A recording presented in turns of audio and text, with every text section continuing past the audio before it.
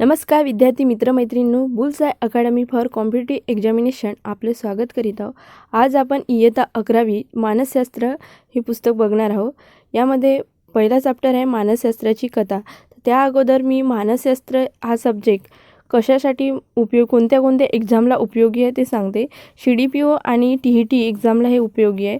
त्यामध्ये CDPOसाठी जो अभ्यासक्रम दिला आहे त्यामध्ये कोणते घटक सांगितले आहे तर मानसशास्त्राची व्याख्या, स्वरूप, व्याप्ती, मानसशास्त्राचे कार्यक्षेत्र, संशोधन पद्धती, अवधान, अध्ययन, मानवी स्मृती, प्रेरणा, भावना आणि मानवी वर्तनाचे आधार हे त्यांनी सिलेबसमध्ये CDPOच्या दिला आहे. तर त्यानुसार जे पहिला घटक आहे मानसशास्त्र, व्याख्या, स्वरूप, व्याप्ती हा जो घटक आहे तो ह्या चॅप्टरमध्ये कवर होणार आहे. तर चला बघा. मानसशास्त्राचा इतिहास त्यांनी दिला आहे. वर्तन म्हणजे काय, बोधात्मकतेचा अभ्यास, मानसशास्त्रीय भारतीय दृष्टिकोन आणि मानसशास्त्राची ध्येय हे जे मुद्दे आहेत हे मुद्दे आपण या चॅप्टरमध्ये अभ्यासणार आहोत. चला तर बघा. मानसशास्त्राचा इतिहास. मानसशास्त्राच्या इतिहासामध्ये काय सांगितलं आहे तर मानसशास्त्र वर्तनाचे विविध पैलूचा अभ्यास करणारे शास्त्र आहे. कशाचे? विविध पैलूचा अभ्यास करणारे शास्त्र आहे असे म्हटलं आहे. मानसशास्त्राची अचूक आणि मूर्त व्याख्या करणे कठीण आहे. पूर्वी मानसशास्त्र हे तत्त्वज्ञानाची शाखा होती. कशाची शाखा होती? तत्त्वज्ञानाची शाखा होती. 19व्या शतकात मानसशास्त्र शास्त्र म्हणून उदयास आले. कोणत्या शतकामध्ये मानसशास्त्र शास्त्र म्हणून उदयास आले तर 19व्या शतकामध्ये.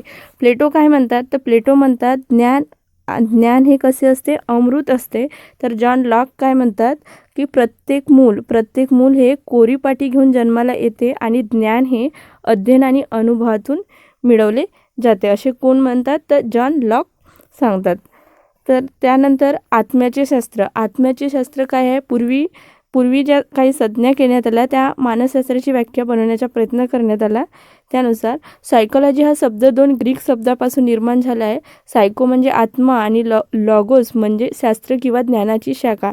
त्यामुळे मानसशास्त्राचा अर्थ आत्म्याचा अभ्यास करणारे शास्त्र असा केला जाते. मानसशास्त्राचा अर्थ कसा घेतला जातो? आत्म्याचा अभ्यास करणारे शास्त्र असा केला जातो. मानसशास्त्राचा अर्थ काय आहे तर आत्म्याचा अभ्यास करणारे शास्त्र असा झाला. मग काय झालं? मानसशास्त्राचे एक चिन्ह देण्यात आले आहे. ते चिन्ह आहे ते ग्रीक वर्णमालेतील 23वे जे मूळाक्षर आहे त्यानुसार घेण्यात आलं आहे. त्याचा अर्थ आत्मा किंवा मन आहे. पण या व्याख्येमुळे मानसशास्त्रज्ञ समाधानी नव्हते, कारण आत्मा पाहता येत नाही आणि मृत संकल्पना नाही. त्यामुळे आत्मा आणि मन या दोन्ही अमृत संकल्पना आहे. कशा आहेत? अमृत म्हणजे बघता येत नाही आणि बघता येत नाही म्हणून ह्या काय अमृत संकल्पना. आत्मा व मन ह्या काय दोन्ही अमृत संकल्पना आहेत. तर्काची माहिती निरीक्षण आणि प्रयोगाच्या आधारे सिद्ध होते आणि जर मानसशास्त्रीय शास्त्र असेल तर त्या माहितीला निरीक्षण आणि प्रयोगाचा आधार असला पाहिजे असं शास्त्रज्ञाचं म्हणणं होतं. परंतु मन आणि आत्म्याचे निरीक्षण होऊ शकत नाही. आपण मन आणि आत्म्याला बघू शकत नाही किंवा स्पर्शही करू शकत नाही. आपण त्याचे स्वरूप सांगू शकत नाही किंवा कुठे आहे हे पण दाखवू शकत नाही. म्हणून मानसशास्त्रांनी व्याख्या बदलविण्याचा प्रयत्न केला. त्यामध्ये बघा, जे विल्यम वुंट आहे त्यांनी बोधावस्थेचा अभ्यास केला आणि त्यांनी काय केलं तर सर्वात अगोदर 19व्या शतकामध्ये जे हे जर्मन मानसशास्त्रज्ञ आहेत. कोण? विल्यम वुंट हे काय जर्मन मानसशास्त्रज्ञ आहे 19व्या शतकातील. त्यांनी काय केलं तर पहिली मानसशास्त्रीय प्रयोगशाळा जर्मनीच्या लिप्झिग येथे 1879मध्ये मानवी वर्तनाचा अभ्यास करण्यासाठी सुरुवात केली. त्यामध्ये त्यांनी बोधात्मक अनुभव ही संज्ञा विकसित केली. कोणती संज्ञा विकसित केली त्यांनी? बोधात्मक अनुभव ही संज्ञा कोणी विकसित केली तर विल्यम वुंट यांनी विकसित केली. बोधात्मक अनुभव म्हणजे व्यक्तीच्या मानसिक घडामोडीची त्याला असलेली जाणीव. ही जाणीव व्यक्तीच्या स्मरणात असलेल्या मानसिक प्रतिमा व त्यांच्या भूत, वर्तमान, भविष्यकाळात असलेल्या जाणीवेशी निगडीत असते. असे कोणी सांगितलं तर विल्यम वुंट यांनी सांगितले. विल्यम वुंट यांनी काय सांगितलं की व्यक्तीच्या स्मरणात असलेल्या मानसिक प्रतिमा व त्यांच्या भूत, वर्तमान, भविष्यकाळात असलेल्या जाणीवेशी निगडीत असते, हे कोणी सांगितलं? विल्यम वुंट यांनी सांगितलं. त्यांनी प्रतिक्रिया देण्यासाठी लागणारा वेळ, संवेदन आणि बोधावस्था यावर आधारित प्रयोग केला. कशावर प्रयोग केला त्यांनी?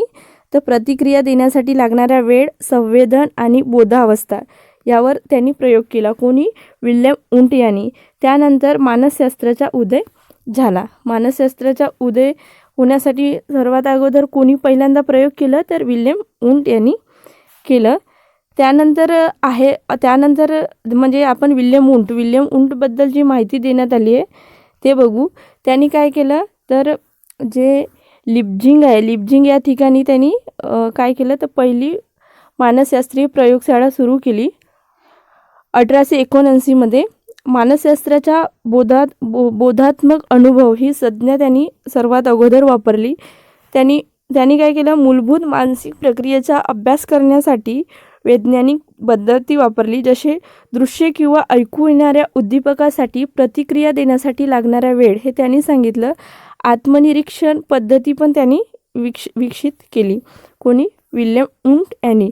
त्यानंतर आहे अबोध वर्तनाचा अभ्यास. अबोध वर्तनाचा अभ्यास कोणी केला? सिग्मंड फ्राईड या मानसशास्त्रज्ञांनी अबोधाच्या दृष्टिकोनाचा विचार केला. त्यांच्या मते आपल्या वर्तनामागच्या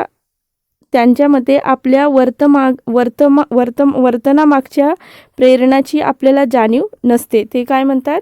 की आपल्या वर्तनामागची प्रेरणा काय आहे हे आपल्याला जाणीव नसते. हे कोण सांगतात? सिग्मंड फ्राईड सांगतात. आपल्या मनाची एक अबोध पातळी असते जी आपल्याला धोकादायक ठरू शकणाऱ्या तीव्र इच्छा व आकांक्षा दाबल्या जातात. त्यांनी लहान वयामध्ये येणाऱ्या अनुभवावर भर दिला आणि त्याच्यामध्ये व्यक्तिमत्वाची जडणघडण ही पहिल्या 5 वर्षात होते असं सांगितलं. त्यांनी काय सांगितलं? तर आपल्या लहानपणामध्ये जे अनुभव येतात, आपल्या लहानपणामध्ये येणारे जे अनुभव आहेत त्यानुसार आपले व्यक्तिमत्व घडते असं कोणी सांगितलं? तर सिग्मंड फ्राईड यांनी सांगितलं. म्हणजे जे वयाच्या 5 वर्षापर्यंत जे आपले अनुभव असतात, जे आपले संस्कार झालेले असतात ते कायमस्वरूपी आपल्या मनामध्ये टिकून असतात. जर चांगले अनुभव असतील तर आपण चांगले विचार करतो किंवा पॉझिटिव्ह, आणि जर निगेटिव्ह याच्यामध्ये असेल तर ते थोडं निगेटिव्ह विचार होऊ शकतो. म्हणजे सर्वात जास्त बौद्धिक विकास हा आपला वयाच्या 5 वर्षापर्यंत होत असतो असं सिग्मंड फ्राईडचं म्हणणं आहे. त्यांनी काय केलं? ते कोण आहेत? तर ऑस्ट्रियन देशातील मानसशास्त्रज्ञ आहे आणि त्यांनी मनोविश्लेषणाचे काय आहेत? संस्थापक सुद्धा आहेत सिग्मंड फ्राईड. म्हणून त्यांना काय म्हणतात? मनोविश्लेषणाचे जनकसुद्धा म्हणतात. त्यांनी काय केलं? तर मानसशास्त्राची अबोधावस्थेच्या दृष्टीने त्यांनी व्याख्या केली. त्यांच्या मते बाल्यावस्थेतील अनुभव आणि अबोध प्रेरणा यांचा व्यक्तिवर्तनावर आणि व्यक्तिमत्वावर प्रभाव असतो असं त्यांनी सांगितले. त्यांनी काय सांगितले? की बाल्यावस्थेतील जे अनुभव आहे आणि अबोध प्रेरणा यांचा व्यक्तीच्या वर्तनावर आणि व्यक्तिमत्वावर प्रभाव होतो हे त्यांनी सांगितले. जर व्यक्तीच्या आयुष्यात काही महत्त्वाच्या मानसिक समस्या दिसून आल्या तर त्याचे मूळ कारण त्यांना लहानपणी आलेल्या अनुभवात असते असं कोणी सांगितलं? तर सिग्मंड फ्राईड यांनी सांगितलं. काय सांगितलं?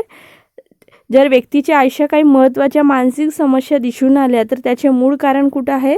तर लहानपणी आलेले अनुभव हे आहे. त्यानंतर बघा मानसशास्त्रीय प्रक्रियामध्ये काय येते? तर मानसशास्त्रामध्ये आपण वर्तनाच्या अंतर्गत आणि बाह्य घटकांचा विचार करतो. मानसशास्त्रामध्ये काय करतो? आपण वर्तनाच्या अंतर्गत आणि बाह्य घटकाचा विचार करतो. आपण व्यक्तीच्या मानसिक प्रक्रियेचा विचार करतो. जसे विचार, स्मरणशक्ती, विस्मरण, भावना, प्रेरणा, अवधान या घटकाचा आपण मानसिक प्रक्रियेमध्ये विचार करतो. कोणत्या? विचार, स्मरणशक्ती, विस्मरण, भावना, प्रेरणा, अवधान आणि संवेदन. त्यानंतर बघू वैज्ञानिक पद्धती. एक मिनिट थोडंच इकडून घ्यायचं होतं. वर्तनाचा अभ्यास. विल्यम वुंट यांच्या मते बोधावस्थेचा अभ्यास करणारे शास्त्र म्हणजे मानसशास्त्र. कोणाच्या मते? विल्यम वुंटच्या मते काय? बोधावस्थेचा अभ्यास करणारे शास्त्र म्हणजे मानसशास्त्र. तर सिग्मंड फ्राईड यांच्या मते अबोधावस्थेचा अभ्यास करणारे शास्त्र म्हणजे मानसशास्त्र. म्हणजे अबोधावस्था हे अबोधावस्थेचा अभ्यास कोणी सांगितलं? डॉक्टर सिगमंड फ्राईड यांनी सांगितलं. तर बोधावस्थेचा अभ्यास करणारे शास्त्र म्हणजे मानसशास्त्र हे विल्यम वुंट यांनी सांगितलं. मानसशास्त्राची आधुनिक व्याख्या अशी केली जाते की मानसशास्त्र म्हणजे मानवी वर्तनाच्या आणि मानसिक प्रक्रियाचा शास्त्रशुद्ध अभ्यास. त्यानंतर या वाक्यामध्ये खालील घटक असतात. त्यामध्ये कोणतं? वर्तन. पहिला आहे वर्तन. मानसशास्त्र या व्याख्येमध्ये कोणते घटक असतात ते सांगितलं आहे. त्यामध्ये पहिला घटक आहे वर्तन.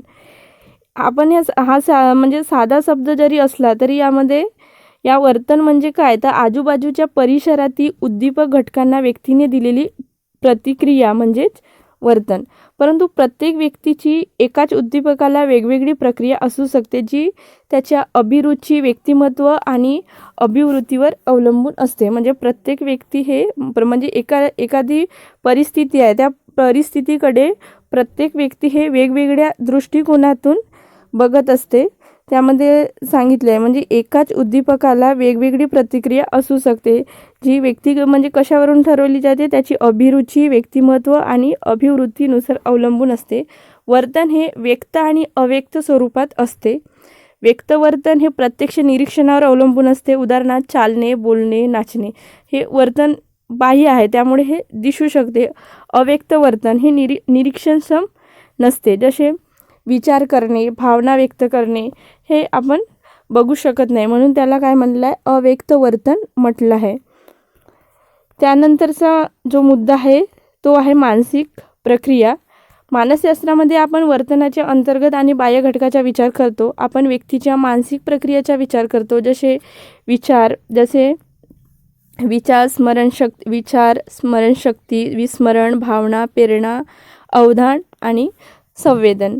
त्यानंतरची तिसरी वर्तनाची पद्धती आहे वैज्ञानिक पद्धती. यामध्ये प्रयोग म्हणजे व्यक्तीचे नियंत्रित पद्धतीने केलेले वस्तुनिष्ठ निरीक्षण होय. इथे संशोधक स्वतःच्या गृहीतकाचे निरीक्षण करतो आणि प्रातिनिधिक समूहाकडून मिळालेली माहिती गोळा करतो आणि त्यानुसार काय करतो, त्यानुसार अनुमान बनवितो.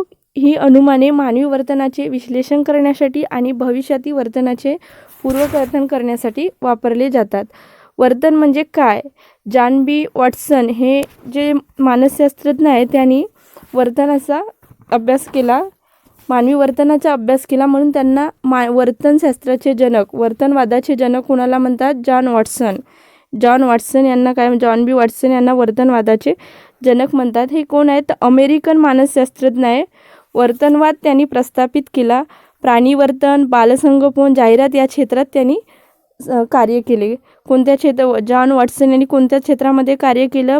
प्राणीवर्तन, बालसंगोपन आणि जाहिरात या क्षेत्रात त्यांनी वर्तन केलं. वर्तनवाद त्यांनी प्रस्थापित केला, म्हणून त्यांना वर्तनवादाचे जनकसुद्धा म्हणतात. त्यानंतर उद्दीपक, जीव, प्रक्रिया, प्रारूप हा मुद्दा आपण बघणार आहोत.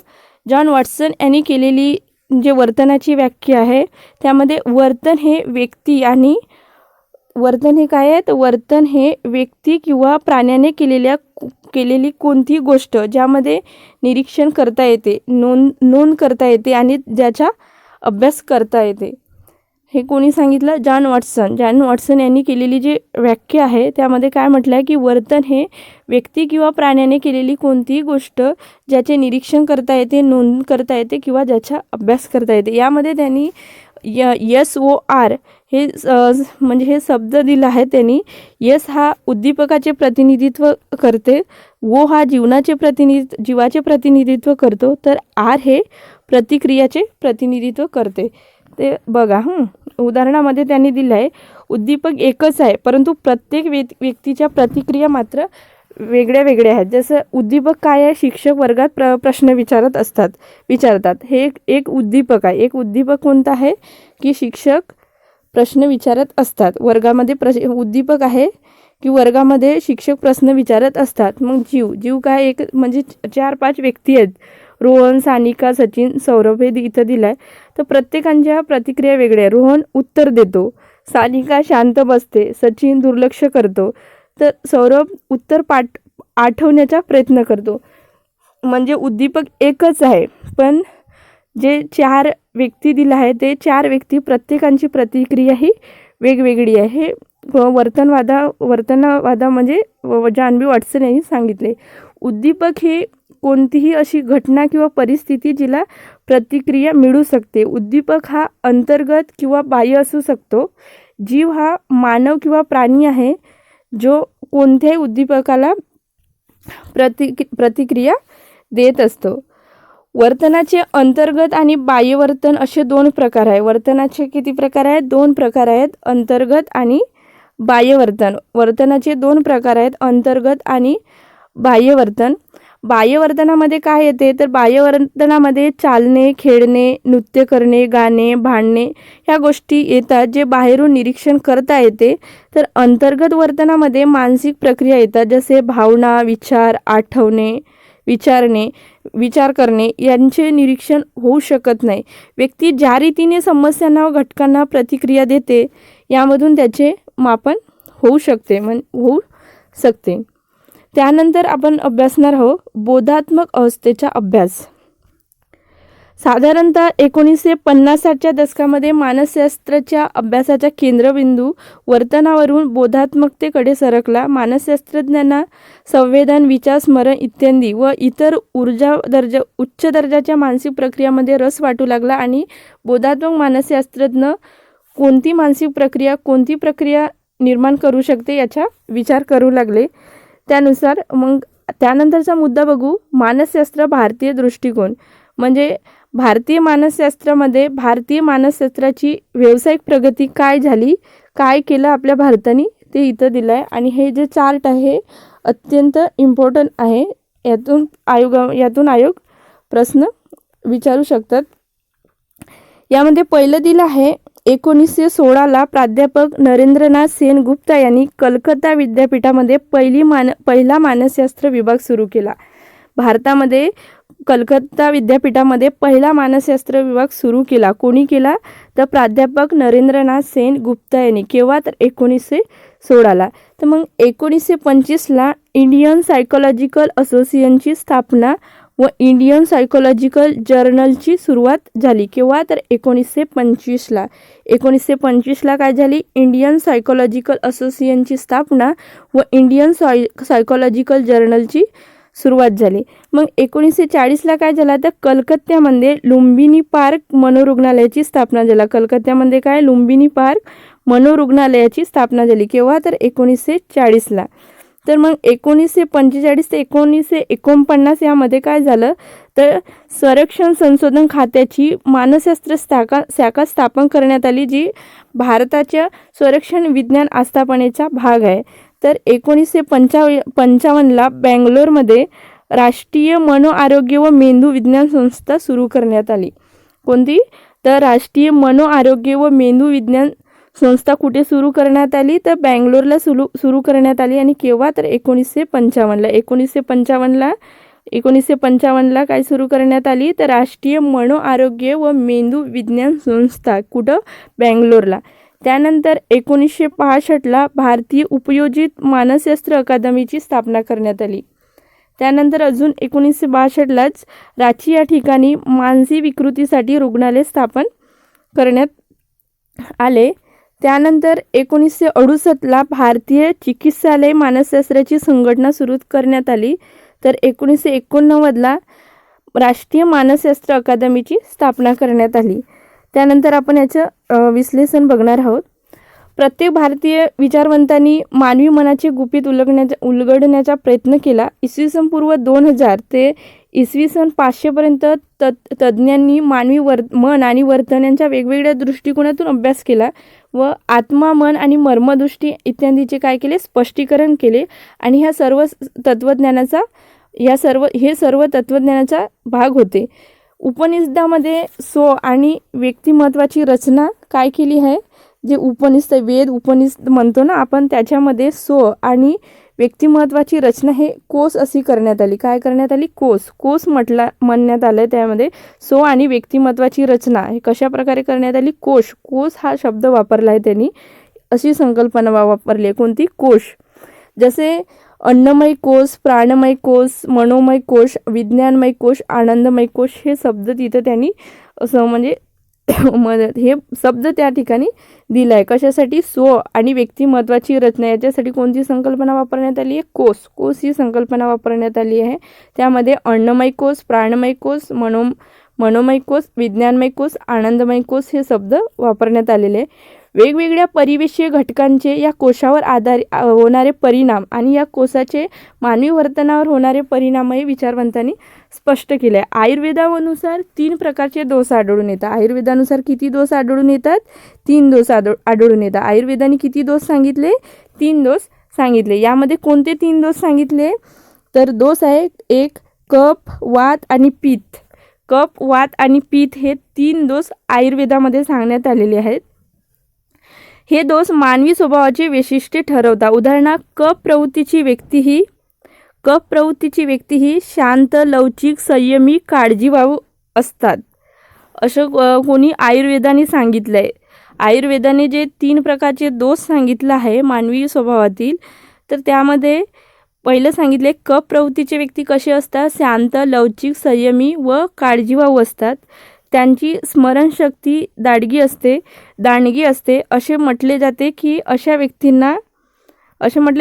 अशा व्यक्तींना कुठलाही विषय समजून घेण्यास थोडा वेळ लागू शकतो, परंतु एकदा समजले की ते दीर्घकाळ आपल्या स्मृतीत त्यांचे जतन करू शकतात.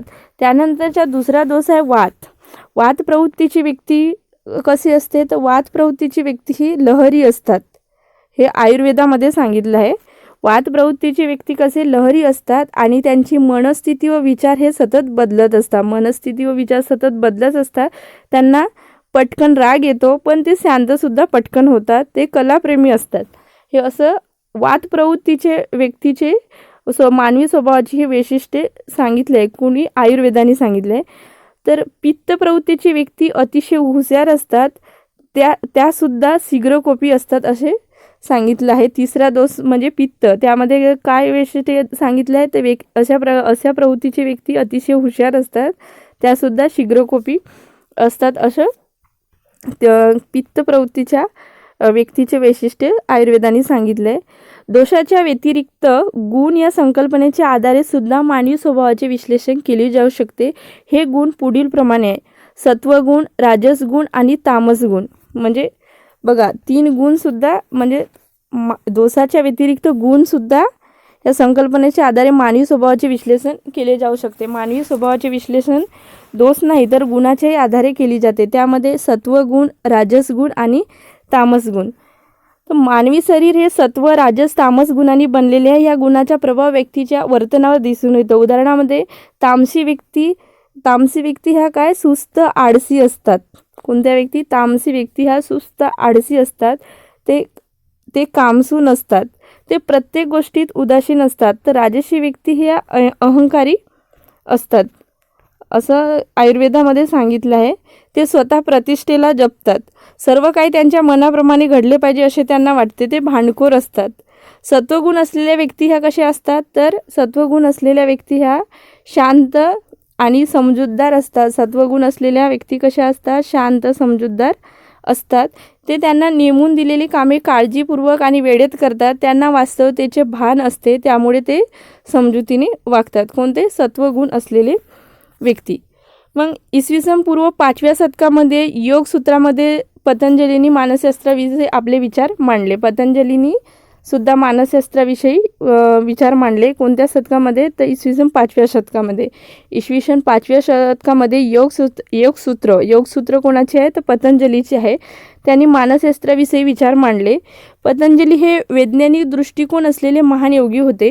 त्यांनी बोधात्मकतेच्या विविध पातळ्या अभ्यासला व आध्यात्मिक उन्नतीचे मार्ग दाखविले. त्यांनी काय दाखविले? आध्यात्मिक उन्नतीचे मार्ग दाखविले. अष्टांग योग हा त्यांचा सिद्धांत आजही उपयोगात आहे. अष्टांग योग हा सिद्धांत कुणी दिला? तर पतंजलींनी दिला. ते योगशास्त्राचे जनक आहेत. त्यांनी यम नियम, आसन, प्राणायाम, प्रत्याहार, धारणा, ध्यान, समाधी हे अष्टांग योगाचे 8 भाग त्यांनी सांगितले.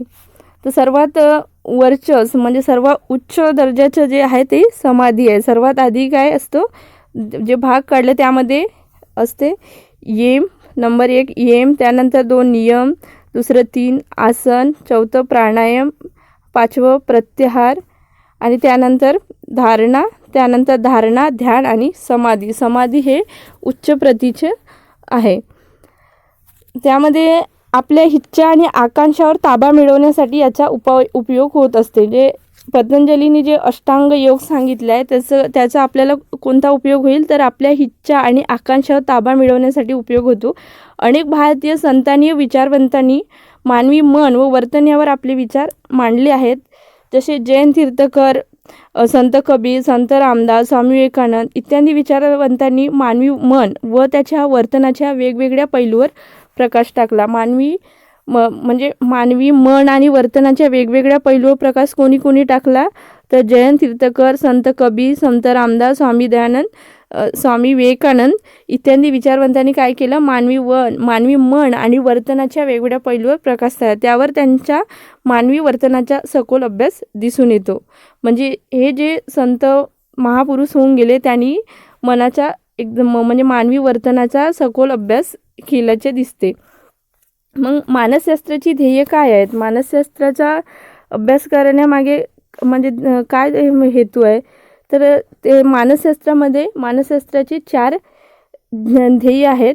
त्यामध्ये मुख्य ध्येय मानसशास्त्राचे मुख्य ध्येय 4 आहेत. ते पुढील प्रमाणे. त्यामध्ये काय आहे, वर्णन केलं आहे. वर्णन, स्पष्टीकरण, पूर्वकथन आणि नियंत्रण त्यांनी केलं आहे. त्यामध्ये आपण वर्णन काय घडत आहे ते वर्णनमध्ये काय केलं आहे, काय घडत आहे याचा अभ्यास केला आहे. मानवी वर्तन आणि मानसिक प्रक्रिया ही अचूक ओळख आणि वर्गीकरण हे मानसशास्त्राचे मूलभूत ध्येय आहे. व्यक्ती विचार करतात त्यांच्या वर्तनाला कोणते घटक कारणीभूत असतात, व्यक्ती एका विशिष्ट परिस्थितीत कशी प्रक्रिया देते, या सर्व प्रश्नांची उत्तरे मिळवण्यासाठी संशोधकांना त्या व्यक्तीचे भौगोलिक, सामाजिक, आर्थिक, सांस्कृतिक इत्यादी घटकांमधील त्यांच्या वर्तनाची नोंद करणे आवश्यक असते. म्हणजे जर एखाद्या व्यक्तीचं कशा प्रकारे कोणत्या वर्तनाला कोणते घटक कारण, जसं एखादी व्यक्ती आहे तर त्या व्यक्तीच्या वर्तनामागे त्या व्यक्ती कसा विचार करतात, त्या व्यक्ती कशा विचार करतात, त्यांच्या वर्तनाला कोणते घटक कारणीभूत आहेत, मग एखाद्या विशिष्ट परिस्थितीत ते कशा प्रकारे प्रक्रिया देतात, या सर्वांच्या प्रश्नांचे उत्तर मिळवण्यासाठी संशोधक काय करतात तर त्या व्यक्तीचे भौगोलिक, सामाजिक, आर्थिक, सांस्कृतिक घटकाचा अभ्यास करतात.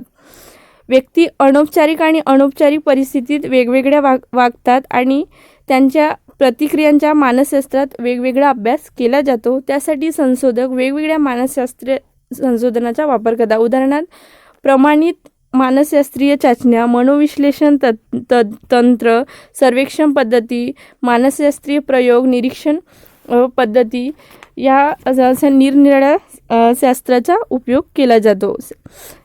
त्यांच्या प्रतिक्रियांचा मानसाचा वेगवेगळा अभ्यास केला जातो. मानसशास्त्राचा अभ्यास करताना 2 भाग पाडण्यात आलेले आहेत, सैद्धांतिक मानसशास्त्र आणि उपयोजित मानसशास्त्र. तर सैद्धांतिक मानसशास्त्रामध्ये जे मानसशास्त्र वेगळे भाग पाडलं आहे त्यामध्ये काय आहे तर सामान्य मानसशास्त्र आहे. त्यामध्ये सामान्य मानसशास्त्रामध्ये कशाचा अभ्यास केला जातो तर मूलभूत मानसिक प्रक्रिया, त्यामध्ये भावना, प्रेरणा, अवधान, अध्ययन, स्मृती आणि संवेदन याचा अभ्यास केला जात असते. तर जे प्रायोगिक मानसशास्त्र आहे त्यामध्ये प्रयोगशाळेमध्ये संशोधन करून त्यावर निष्कर्ष काढला जातो. तर जे सामाजिक मानसशास्त्र आहे त्यामध्ये समाजाचे नीतिमूल्ये, रूढी आणि व्यक्ती हा केंद्रबिंदू ठेवून ते अभ्यास केले जात असते. तर त्यानंतर आहे वैकासिक मानसशास्त्र. हे सुद्धा सैद्धांतिक मानसशास्त्राचाच भाग आहे. त्यामध्ये व्यक्तीच्या आयुष्यात जे विविध टप्पे पडतात त्याचा अभ्यास केला जातो. मग उपयोजित मानसशास्त्र म्हणून भाग पाडण्यात येईल. त्यामध्ये कोणते मानसशास्त्र येतात तर त्यामध्ये येतात शालेय मानसशास्त्र, यामध्ये विद्यार्थ्याचे मूल्यमापन केले जाते. शैक्षणिक मानसशास्त्र, यामध्ये शैक्षणिक उद्दिष्टे अभ्यास केला जातो. आणि जे औद्योगिक मानसशास्त्र आहे त्यामध्ये व्यक्तीची क्षमता, स्वभाव अभ्यासला जात असते. ग्राहकांचे मानसशास्त्र, यामध्ये आवड, निवड आणि मत यांचा अभ्यास केला जात असते. तर जे खेळाचे मानसशास्त्र आहे त्यामध्ये प्रेरणा आणि चेतना यांच्या आधारे अभ्यास केला जात असते. गुन्हेगारीचे मानसशास्त्र, असे मानसशास्त्राचे सुद्धा विविध शाखा निर्माण करण्यात आले आहेत ज्यामुळे त्यांचा वेगवेगळ्या प्रकारे अभ्यास करता येईल. मग काय स्पष्टीकरण देण्यात आले. आपण पहिलं बघितलं वर्तन का घडते, मग त्याच्यासाठी काय काय उपाययोजना केलं ते बघितलं. कोणत्याद्वारे म्हणजे उपाययोजना केल्या जातात. त्यामध्ये मानसशास्त्राच्या काही म्हणजे शाखा पाडण्यात आलेल्या आहे. त्यानंतरचं आहे स्पष्टीकरण, हे का घडत आहे. मग स्पष्टीकरण करायचं, त्याचं म्हणजे विश्लेषण करायचं संपूर्ण. वस्तुस्थितीचे स्पष्टीकरण करून निरीक्षण केलेल्या वर्तनामागे कारणे समजून घेणे हे मानसशास्त्राचे दुसरे प्रमुख ध्येय आहे.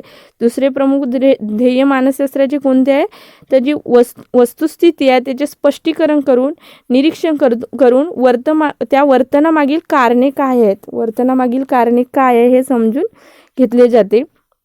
मानसशास्त्रज्ञांना व्यक्तीच्या वर्तनामागे कारणे जाणून घेण्यात विशेष रस असतो आणि त्यासाठी ते प्रामाणिक मानसशास्त्रीय चाचण्यांचा वापर करतात.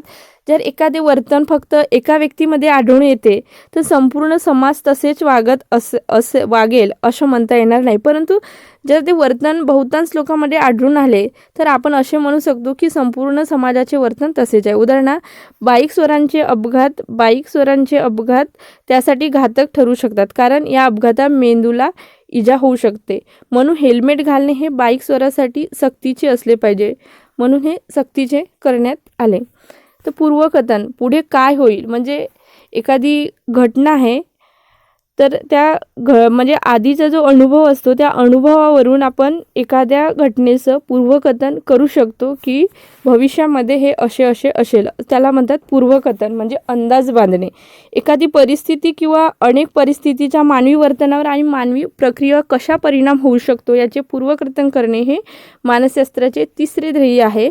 उदाहरणामध्ये जर एखादी व्यक्ती दारू प्यायली तर तिच्या प्रतिक्रिया मंद होतात व त्यामुळे गाडी चालवताना अपघाताची शक्यता वाढू शकते. त्यामुळे दारू पिऊन वाहन चालवणे टाळले पाहिजे हे पूर्वकथन केले जाते. कारण दारू पिल्यावर काय होते हे इतर व्यक्तीच्या पाहण्यावरून किंवा अनुभवावरून ते निष्कर्ष काढण्यात आले आणि पूर्वकथन करण्यात आले आहे की दारू पिऊन अशा पद्धतीनं वागणूक होते, त्यामुळे हे असं करू नये, हे पूर्वकथन केलं आहे. त्यानंतरचं ध्येय आहे नियंत्रण कसे बदलू शकते. वर्तनाचे नियंत्रण किंवा बदल हे मानसशास्त्राचे चौथे ध्येय आहे. काय, वर्तनाचे नियंत्रण किंवा बदल हे मानसशास्त्राचे कोणते चौथे ध्येय आहे. मानवी वर्तनाला आकार देऊन ते विशिष्ट दिशेने वळवणे म्हणजे वर्तनाचे नियंत्रण. मानवी वर्तनाला आकार देऊन ते विशिष्ट दिशेने वळवणे याला काय म्हणतात, वर्तनाचे नियंत्रण.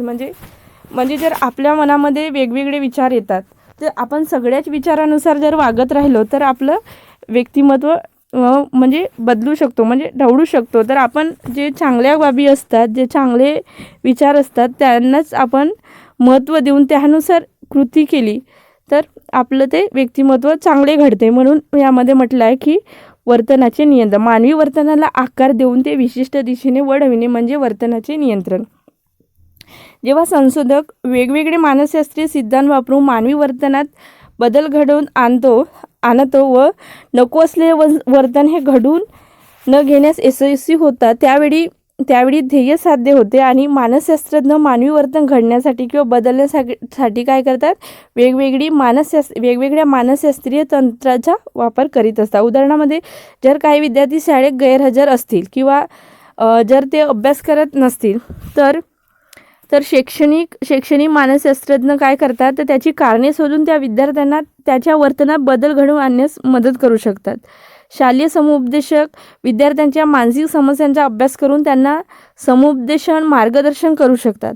आजच्या काळामध्ये विद्यार्थ्यांना वेगवेगळ्या गोष्टीमुळे ताण येतो, जसे धमकावणे, पालकाच्या अवास्तव अपेक्षा, हानिकारक चढाओढ यामुळे इत्यादी अशा ह्या समस्या आहेत विद्यार्थ्यांच्या. त्यामध्ये समुपदेशक काय करतात, विद्यार्थ्यांना त्यामागे कारणे समजून सांगतात आणि त्या वर्तनामध्ये शक्य तितके बदल घडवून आणू शकतात. ताण हा आजच्या धकाधकीच्या जीवनाचा अविभाज्य घटक आहे आणि आपल्या वर्तनामध्ये बदल करून आपण तणावावर नियंत्रण मिळवू शकतो. हे बदल करण्यास समुपदेशक विद्यार्थ्यांना मदत करू शकतात. हे जे मानसशास्त्राची ध्येय दिली आहे त्यामध्ये कोणतं आहे, वर्णन, स्पष्टीकरण, पूर्वकथन आणि नियंत्रण. याद्वारे आपण आपल्या व्यक्तिमत्वामध्ये म्हणजे चांगला बदल आणू शकतो. तर अशा प्रकारे आपण हे मानसशास्त्रामध्ये आपण कोणते घटक बघितले आहे तर मानसशास्त्राची व्याख्या, स्वरूप, व्याप्ती हे आपण बघितलं आहे. त्यामध्ये सारांश बघू आपण. मानसशास्त्र म्हणजे महत्त्वाचे मानसशास्त्रज्ञ दिले आहेत या ज्या प्रकरणामध्ये.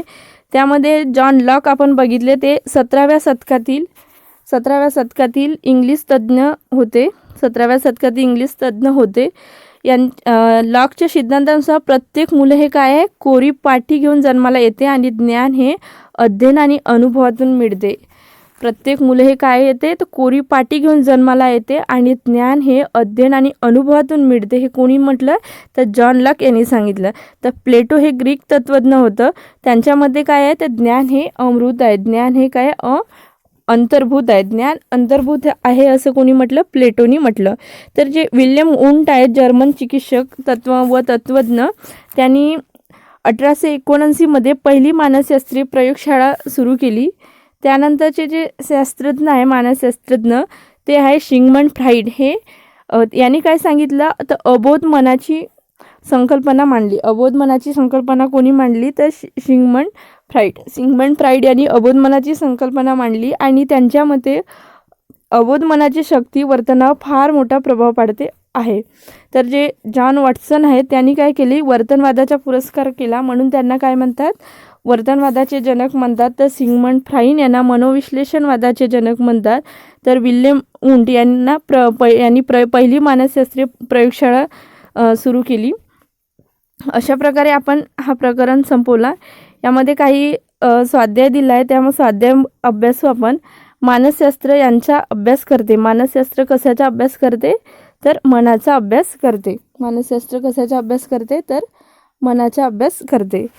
तर त्यानंतरचा प्रश्न, रिकामी जागा, प्रक्रिया, विचार, स्मरण, भावना इत्यादीचा समावेश होतो. तर कशामध्ये समावेश होतो तर मानसिक प्रक्रियामध्ये कशाचा समावेश होतो तर विचार, स्मरण, भावना यांचा समावेश होतो. त्यानंतर जोड्या लावाचा प्रश्न आहे दिला आहे त्यांनी. आपण आता प्रकरण अभ्यासलं त्यावरच आहे ते सगळं प्रश्न. बघा, त्रिदोष कोणते आहेत तर तर कफ, वात, पित्त हे त्रिदोष आहेत. तर त्रिगुण कोणते आहेत तर सत्व, राजस, तामस हे त्रिगुण आहेत. विल्यम वुंट यांनी काय केली तर मानसशास्त्राची पहिली प्रयोगशाळा सुरू केली. तर सिगमंड फ्राईड यांनी अबोध मनाचा अभ्यास केला. तर बोधात्मक प्रक्रिया पतंजली यांनी काय केलं तर अष्टांग योग हे पतंजली यांनी सांगितलं. अष्टांग योग कोणी सांगितली, पतंजलींनी सांगितली. तर बोधात्मक प्रक्रिया हे काय आहे तर संवेदन, विचार, स्मरण, अवधान हे बोधात्मक प्रक्रियेचे भाग आहेत. अशा प्रकारे हा प्रकरण आपण संपवला. यानंतर अजून पुढचे चॅप्टर घेऊ. जर तुम्ही या चॅनलला नवीन असाल तर चॅनलला सबस्क्राईब करा आणि तुमच्या मित्रमैत्रिणींपर्यंत शेअर करा. धन्यवाद.